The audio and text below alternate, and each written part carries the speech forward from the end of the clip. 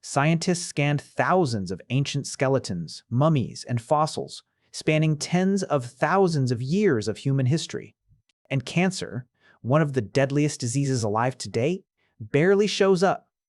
One researcher called it a disease modern humans basically invented. But not every scientist agrees. And the reason they disagree tells you something unsettling about how this disease actually hides.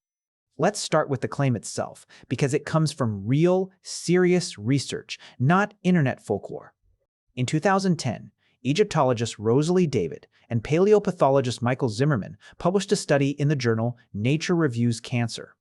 After examining an enormous body of evidence, tens of thousands of ancient skeletons and thousands of Egyptian mummies, spanning cultures and centuries, malignant tumors, the kind that actually spread and kill, showed up remarkably rarely, a handful of documented cases against a backdrop of thousands upon thousands of examined remains. Their conclusion was blunt. David told reporters at the time that there's essentially nothing in the natural environment capable of causing cancer on its own, which meant, in his view, the disease had to be substantially man-made, driven by modern pollution, processed food, and lifestyle factors that simply didn't exist in the ancient world. That's a genuinely striking claim. And if it's true, it changes how you think about the single deadliest disease on the planet. But other researchers looked at the exact same gap in the evidence and came to a very different conclusion. Cancer biologist Robert Weinberg put the counter-argument about as simply as it can be put. There's no real reason, he argued, to think cancer is a new disease. In earlier eras, it was less common not because it didn't exist, but because people were being struck down by everything else first. Infection, injury, childbirth, famine, violence.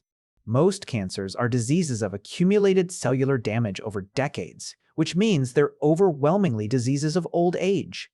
If the average person in the ancient world didn't live long enough to reach the age where cancer typically develops, you wouldn't expect to find much cancer in their remains. Whether or not their bodies were just as biologically capable of developing it as yours is. There's a second problem baked directly into the method itself. Most cancers begin, and often stay, in soft tissue, organs, glands, blood. Soft tissue almost never survives the thousands of years between an ancient death and a modern archaeologist's table. What survives is bone. And cancer only leaves a clear mark on bone in specific cases, mainly when a tumor has already spread that far, which is typically a late stage of the disease.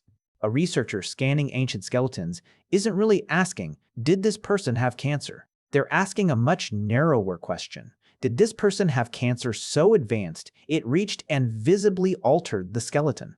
Those are two very different searches, and the second one is going to come back nearly empty almost by design, regardless of how common the underlying disease actually was. It's worth noting the cases aren't zero either.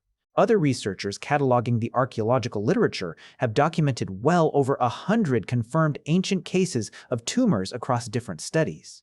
Evidence that the disease was present and being recorded, just apparently at a much lower rate than today, or, depending on who you ask, just much harder to catch. There's also a geography problem with the original claim. Critics pointed out that David and Zimmerman's conclusions leaned heavily on ancient Egyptian and Greek evidence, while largely overlooking ancient Chinese medical texts, some dating back to roughly the 14th century BCE, which described tumors, their progression, and even early theories about their causes in real clinical detail.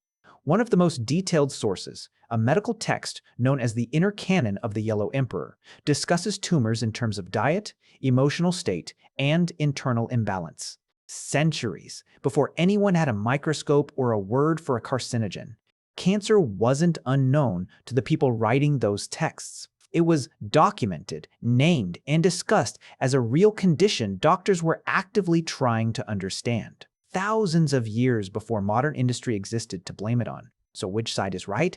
Here's the uncomfortable answer. The evidence, as it currently exists, genuinely cannot settle this. It's consistent with a world where cancer really was rarer, held back by shorter lives and fewer modern carcinogens.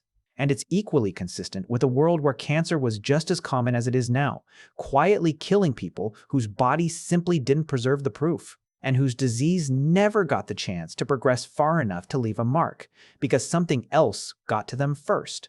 That's the actual paradox at the center of this question, and it's a more interesting one than a simple yes or no. In this specific case, isn't evidence of absence. It might just be evidence of how good this disease has always been at disappearing before anyone could prove it was ever there. So the next time you hear someone say confidently that cancer is a purely modern disease, or just as confidently that ancient people suffered from it exactly like we do, the honest answer is that neither claim is fully provable with what's actually been dug up. What we do know is this: the story cancer tells in your bones today, MRI scans, biopsies, blood work, was never available to anyone who lived and died before us. All they left behind was a skeleton. And a skeleton, it turns out, is a remarkably good place for a disease like this one to hide.